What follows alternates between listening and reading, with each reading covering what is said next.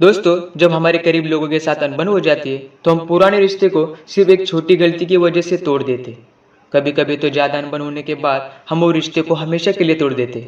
ऐसे समय पर अगर आपने मैं जो अभी फॉर्मूला बताने वाला हूँ उसका ही उपयोग करके आप उस रिश्ते को टूटने से बचा सकते हैं।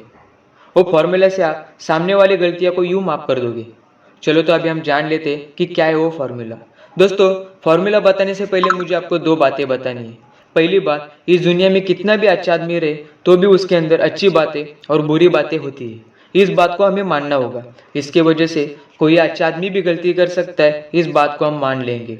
और दूसरी बात, हम लोगों को हमेशा गलत बातें पहले देखने की आदत होती है। मतलब किसी ने हमारे लिए 100 अच्छी बातें भी की होती है तो भी हम उसकी एक गलती की वजह से उसकी 100 अच्छी बातें को भूल जाते हैं और उसको एक गलती को हम पकड़कर बैठ जाते हैं। लेकिन अगर हमें हमेशा खुश रहना होगा तो हमें उन अच्छी बातों पर भी ध्यान देना सीखना होगा। ये दो बातें याद रखो। मतलब मैं जो आपको बात बताऊंगा उस फॉर्मूला में आप ये बात समझने में आसानी होगी। समझो, हमारा एक अच्छा दोस्त है। उसके साथ हमारी बहुत पुरानी दोस्ती है। फिर वो 4 साल की भी हो सकती है, 5 साल की भी हो सकती है और 10 साल की भी हो सकती है। और हम एक दूसरे की तकलीफ में, खुशी में साथ दे चुके होते हैं। एक दूसरे के साथ अच्छी बातें, बुरी बातें शेयर की है। समझो, ऐसे तुम एक बार मिल गए और तुम्हारे उसके साथ किसी एक बात पर बात चल रही होती है। फिर वो कोई भी बात हो सकती है और बातें करते करते अचानक बहस होने लग जाती है और वो बहस इतनी बढ़ जाती है आप वहाँ से गुस्से से निकल जाते हैं। लेकिन हमें सोचना होगा, देखो यहाँ पर क्या हुआ। हम दोनों बात कर रहे थे और बहस हो गई और उस बहस की वजह से हम एक दूसरे से बिछड़ गए। दोनों एक दूसरे की गलती समझाने लगे। दोनों जन सोचने लगे वो खुद को क्या समझता है, मुझे पागल समझता है। ऐसी बातों उन लोगों के मन में आने लगी। ऐसे समय दोनों ने भी अगर सोचा सामने वाले की गलती है, ये सोचकर कोई भी पीछे नहीं हटा। लेकिन ऐसे समय पर अगर दोनों में से एक जन भी पीछे नहीं हटा तो ये दोस्ती हमेशा के लिए टूट भी सकती है। ऐसे समय में मैं आपको जो फॉर्मूला बता रहा हूँ आप यूज कर सकते हो। दोस्तों, जो व्यक्ति के बारे में आपको उसकी किसी बात का भी बुरा लगे या फिर गुस्सा आया हो तो आप उनके अपने मन में दो पार्ट बनाओ। एक पार्ट में उसकी अच्छी बातें सोचो। अगर जरूरत पड़े तो एक पेज पर लिखो, जैसे कि उसने पूरे साल में आपको कितनी बार हेल्प की। सभी बातों को आंखों के सामने लाओ, जैसे कि उसने आपके बुरे समय में मदद की, उसने आपको पैसे की मदद की होगी, तुम्हारे साथ उसने अच्छी बातें बुरी बातें शेयर की होगी। अगर आपके घर में कोई बीमार हो या फिर कोई मुसीबत आई हो और सबसे पहले उसने साथ दिया हो तो ये पार्ट में उसकी अच्छी बातें याद करो। अभी ये हो गया पहला पार्ट। अभी दूसरे पार्ट में उसने जो गलती की हो वो याद करो।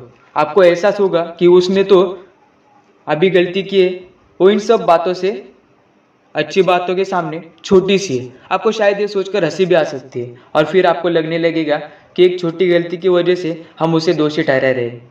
लेकिन कई लोगों को यह ख्याल आ सकता है उसने जो अभी गलती की है वो बहुत बड़ी है और फिर से पहले पार्ट में आ जाइए और सोचिए उसने जिस जिस समय आपको हेल्प की है उसने अगर वो हेल्प नहीं की होती तो क्या होता।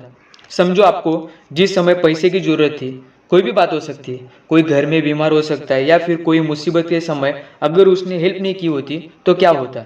जिस समय आप ऐसा सोचेंगे तो उस समय आपको अपने दोस्त के बारे में अच्छा लगने लगेगा, आप उसकी रिस्पेक्ट करने लगोगे। और इम्पोर्टेंट बात यह है कि उसके बारे में सारी गलत सोच दूर हो जाएगी और कुछ समय के बाद आप खुद से उसे कॉल कर सकते हो, शायद उसका भी कॉल आ सकता है। चलो और एक एग्जांपल देकर आपको मैं समझाता हूँ। समझो, आपकी शादी हो चुकी है और आपकी बीवी के साथ आपका झगड़ा हुआ है। अभी वो झगड़ा किसी भी बात पर हो सकता है। खाने में नमक ना होने के कारण, कपड़े इस्त्री नहीं किए इसके कारण, समय पर चाय नहीं दिया, कुछ भी हो सकता है। ऐसी छोटी छोटी बातों पर डिवोर्स भी हो चुके हैं। अभी मैंने आपको जो फॉर्मूला बताया उसी तरह से बीवी के बारे में दो पार्ट बनाए। पहले पार्ट में उसकी अच्छी बातें याद करें कि उसने अभी तक हमारे लिए क्या क्या किया और क्या कुछ कर रही है। जैसे कि वो हमसे पहले उठ जाती है, आपको और आपके बच्चों को नाश्ता बनाती है, आपको समय पर टिफिन देती है, आपको कौन से कपड़े पहनने हैं कौन से नहीं वो देखती है। और जॉब करती हो तो जॉब करते ये मैनेज करती है। बच्चों की पढ़ाई को देखना, रोज के खाने के लिए सब्जी, ऐसी बातें सोचे तो बहुत सारी हो सकती है। और फिर दूसरे पार्ट में उसने जो भी गलती की है वो सोचिए, नहीं तो कहीं लिख लीजिए। आपको सच में हंसी आएगी कि वो कितनी छोटी सी बात थी जिस पे हम गुस्सा हो रहे थे।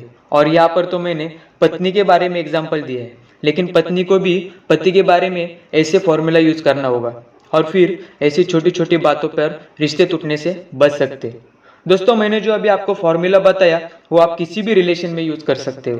दोस्तों, शुरुआत में एग्जाम्पल यूज करने के लिए कठिनाई आएगी, लेकिन एक बार ये फॉर्मूला यूज करने लग गए तो फिर हर एक छोटी मोटी बातों को सुलझाने में आपको आसानी होगी। अभी एक बात बताता हूँ, हर समय कोई आपत्ति आएगी इसकी राह मत देखो।